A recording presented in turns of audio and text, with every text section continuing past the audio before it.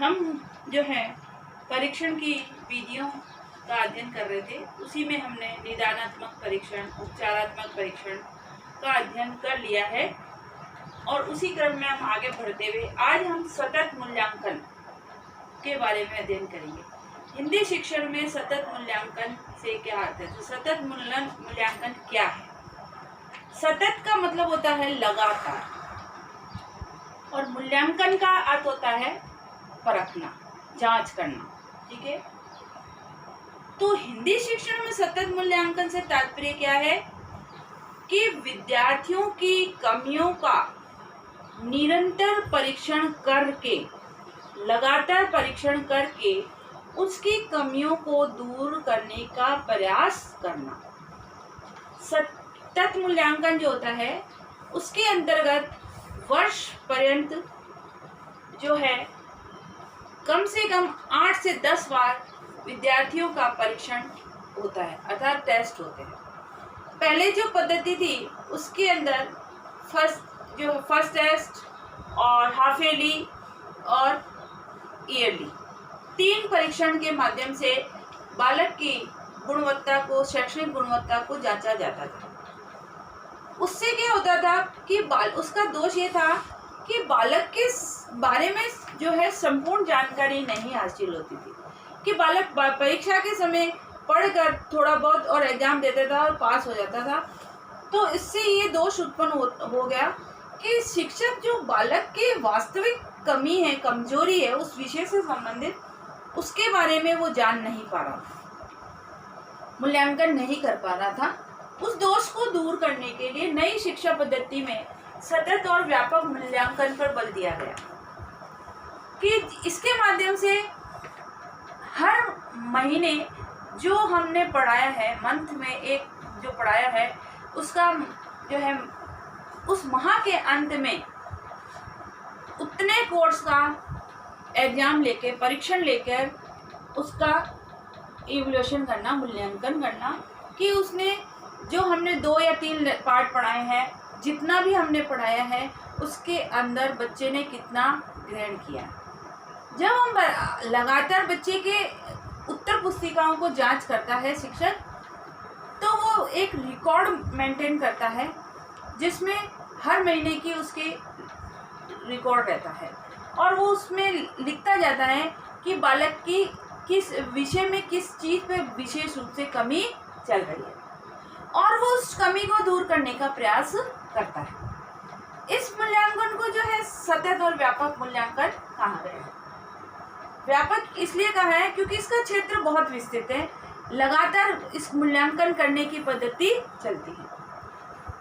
सतत मूल्यांकन जो है निरंतर मूल्यांकन योजना कहलाती है, अर्थात लगातार बालक के कमियों को दूर करने का कमियों को जानकर उन कमियों को दूर करने का प्रयास एक शिक्षक द्वारा किया जाता है और वर्तमान में सतत मूल्यांकन पर ही जोर दिया जा रहा है और जिसके माध्यम से बालक के सर्वांगीण विकास, आज शिक्षा का उद्देश्य सिर्फ शैक्षणिक ज्ञान प्रदान करना ही नहीं है, बालक के सर्वांगीण विकास को विकसित करना माना गया है।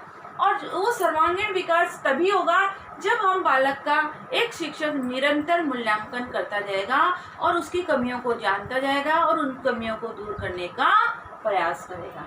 ठीक है, सतत मूल्यांकन से आशय उस परीक्षण से है, परीक्षण मतलब मूल्यांकन से है जिससे छात्र के अध्ययन एवं उपलब्धियों का प्रतिमाह, लिखा हुआ ना, प्रतिमाह, हर माह लेखा जोखा लिया जाता है। हर माह जो है टेस्ट लेकर बालक की उस विषय से संबंधित उपलब्धियों का ज्ञान कि बालक में कितना सुधार हुआ है।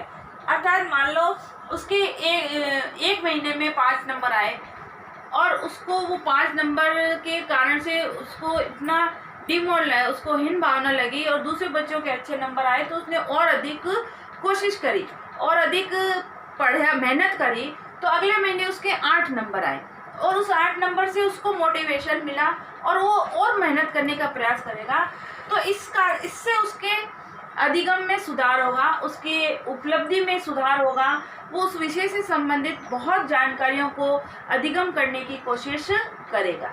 इसलिए सतत मूल्यांकन जो है लगातार मूल्यांकन को कहा जाता है। इसके बाद जो है सतत मूल्यांकन के माध्यम से जो है पाठ्यक्रम को इसके अंदर जो है पाठ्यक्रम को 10 इकाइयों में बांट दिया जाता है।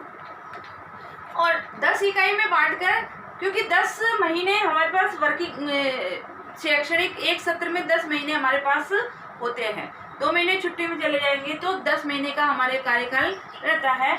उसमें हर महीने में कितना कोर्स कराना है और कितना बालक को उस कोर्स का टेस्ट लेना है, तो उसको 10 इकाइयों में बांटकर विभाजित करके उसका मूल्यांकन किया जाता है। फिर ये जांचा जाता है कि जैसे किसी इकाई में किस पे बल दिया, भाषा पे दिया, किसी में काव्य पे बल है, किसी पे रस पे बल है, तो किसी के में व्याकरण पे बल है, तो बालक किस में इंटरेस्ट रख रहा है। ये मूल्यांकन जब हम लगातार लेंगे तो बालक के इंटरेस्ट के बारे में भी शिक्षक जान जाएगा। इसके बाद है शैक्षणिक उपलब्धियों का मूल्यांकन। ये जो मूल्यांकन है वो बालक के शैक्षणिक उन्नति के बारे में जानकारी प्रदान करता है।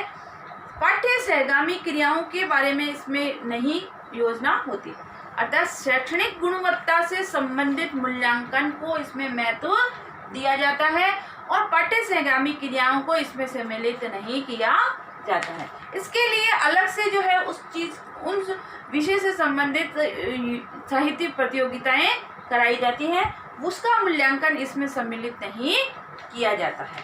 इसके बाद है सतत मूल्यांकन जो है कक्षा उन्नति का एक साधन है, जिससे बालक के उस कक्षा की उपलब्धियों में शैक्षणिक गुणवत्ता में कितना सुधार हुआ है, क्या क्या उसने उसके अंदर सीखा है, उसका भली भांति एक शिक्षक को ज्ञान हो जाता है।